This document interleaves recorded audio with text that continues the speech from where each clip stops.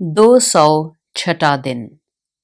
पुराने अहद नामा में से आज की तलावत होसिया की किताब, उसका 11वां बाब, 12वीं आयत से लेकर 14वें बाब की 9वीं आयत तक। इफ्राइम ने द्रोह गोई से और इसराइल के घराने ने मक्कारी से मुझको घेरा है, लेकिन यहूदा अब तक खुदा के साथ, हाँ, उस कद्दूस वफादार के साथ हुक्मरान है। होसिया की किताब, उसका 12वां बाब। इफ्राइम हवा चरता है, वो पूर्वी हवा के पीछे दौड़ता है। वो मतवातर झूठ पर झूठ बोलता और जुल्म करता है। वो असूरियों से अहदो पैमान करते और मिस्र को तेल भेजते हैं। खुदावंद का यहूदा के साथ भी झगड़ा है और यकूब की रविश के मुताबिक उसको सजा देगा और उसके आमाल के मुआफिक उसको जजा देगा। उसने रहम में अपने भाई की एड़ी पकड़ी और वो अपनी तवानाई के अय्याम में खुदा से कुश्ती लड़ा। हाँ, वो फरिश्ता से कुश्ती लड़ा और गालिब आया। उसने रोकर मुनाजात की। उसने उसे बैतेल में पाया और वहां वो हमसे हम कलाम हुआ। यानी खुदावंद रब्बुल अफ़वाज यहोवा उसकी यादगार है। बस तू अपने खुदा की तरफ रुजू ला, नेकी और रास्ते पर कायम और हमेशा अपने खुदा का उम्मीदवार रह। वो सौदागर है और दुआ की तराजू उसके हाथ में है। वो जुल्म दोस्त है। इफ्राइम तो कहता है मैं दौलतमंद हूं और मैंने बहुत सा माल हासिल किया है। मेरी सारी कमाई में बदकरदारी का गुनाह ना पाएंगे। लेकिन मैं मुल्क मिस्र से खुदावन तेरा खुदा हूं। मैं फिर तुझको ईद मुकद्दस के अय्याम के दस्तूर पर खैमों में बसाऊंगा। मैंने तो नबियों से कलाम किया और रोया पर रोया दिखाई और नबियों के वसीला से तशबीहात इस्तेमाल की। यकीनन जिल्लाद में बदकरदारी है, वो बिल्कुल बतालत हैं। वो जिलजाल में बैल कुर्बान करते हैं। उनकी कुर्बान गाहें खेत की रेघियारियों पर के तौदों की मानद हैं। और याकूब आराम की सरजमीन को भाग गया। हाँ, इस्राएल बीवी की खातिर नौकर बना। उसने बीवी की खातिर चौपानी की। एक नबी के वसीला से खुदावंद इस्राएल को मिस्र से निकाल लाया और नबी ही के वसीला से वो महफूज रहा। इफ्राइम ने बड़े सख्त अंगेज काम किए, इसलिए उसका खून उसी के गर्दन पर होगा और उसका खुदावंद उसकी मलामत उसी के सर पर लाएगा। होसिया की किताब, उसका 13वां बाब। इफ्राइम के कलाम में हैबत थी। वो इसराइल के दरमियान सरफराज किया गया, लेकिन बाल के सबब से गुनाहगार होकर फना हो गया और अब वो गुनाह पर गुनाह करते हैं।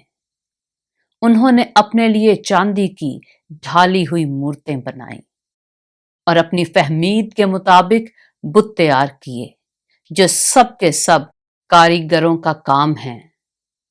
वो उनकी बाबत कहते हैं जो लोग कुर्बानी गुजरानते हैं बछड़ों को चूमे।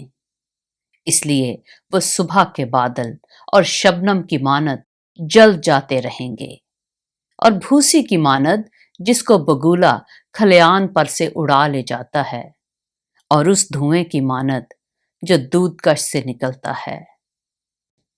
लेकिन मैं मुल्के मिस्र ही से खुदावन तेरा खुदा हूं और मेरे सिवा तू किसी माबूद को नहीं जानता था, क्योंकि मेरे सिवा कोई और नजात देने वाला नहीं है।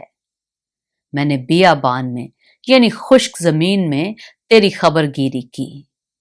वो अपनी चरागाहों में सैर हुए اور سیر ہو کر ان کے دل میں گھمنڈ سمایا اور مجھے بھول گئے، اس لیے میں ان کے لیے شیر ببر کی مانند ہوا، چیتے کی مانند راہ میں ان کی گھات میں بیٹھوں گا، میں اس ریچھنی کی مانند جس کے بچے چھن گئے ہوں ان سے دو چار ہوں گا، اور ان کے دل کا پردہ چاک کر کے شیر ببر کی طرح ان کو وہیں نگل جاؤں گا، دشتی درندے ان کو پھاڑ ڈالیں گے۔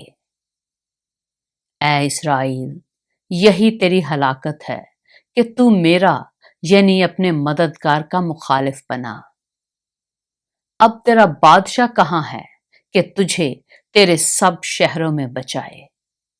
اور تیرے قاضی کہاں ہیں جن کی بابت تو کہتا تھا کہ مجھے بادشاہ اور امراء عنایت کر؟ میں نے اپنے قہر میں تجھے بادشاہ دیا اور غضب سے اسے اٹھا لیا۔ افرائیم کی بدکرداری باندھ رکھی گئی اور اس کے گناہ ذخیرہ میں جمع کیے گئے۔ وہ گویا درد ذہ میں مبتلا ہوگا، وہ بے دانش فرزند ہے، اب مناسب ہے کہ ولادت گاہ میں دیر نہ کرے۔ میں ان کو پاتال کے قابو سے نجات دوں گا، میں ان کو موت سے چھڑاؤں گا۔ اے موت، تیری وبا کہاں ہے؟ اے پاتال، تیری ہلاکت کہاں ہے؟ میں ہرگز رحم نہ کروں گا۔ اگرچہ وہ اپنے بھائیوں میں برومند ہو تو بھی پوربی ہوا آئے گی، خداوند کا دم بیابان سے آئے گا اور اس کا سوتا سوکھ جائے گا اور اس کا چشمہ خشک ہو جائے گا۔ وہ سب مرغوب ظروف کا خزانہ لوٹ لے گا، سامریہ اپنے جرم کی سزا پائے گا، کیونکہ اس نے اپنے خدا سے بغاوت کی ہے۔ وہ تلوار سے گر جائیں گے، ان کے بچے پارا پارا ہوں گے اور باردار عورتوں کے پیٹ چاک کیے جائیں گے۔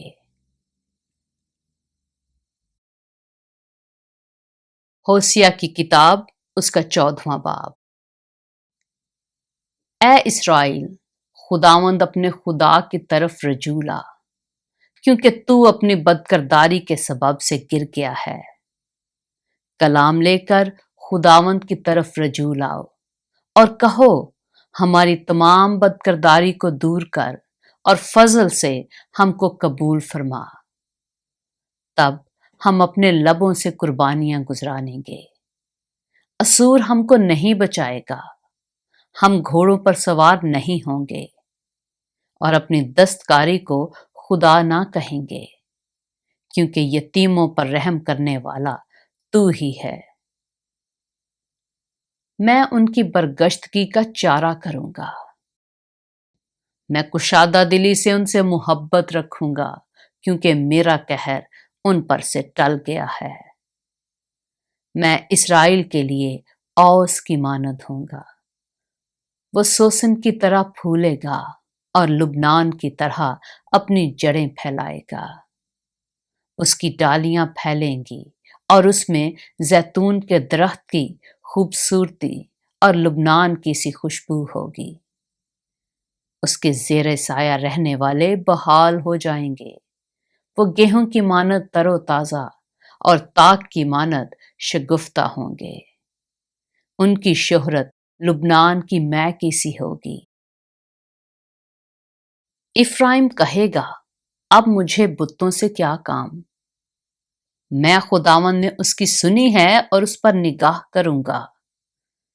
میں سرسب سرو کی مانند ہوں، تو مجھ ہی سے برومند ہوا۔ دانشمند کون ہے کہ وہ یہ باتیں سمجھے، اور دور اندیش کون ہے جو ان کو جانے؟ کیونکہ خداوند کی راہیں راست ہیں اور صادق ان میں چلیں گے، لیکن خطا کار ان میں گر پڑیں گے۔ پاک کلام کے پڑھے اور سنے جانے پر خداوند کی برکت ہو۔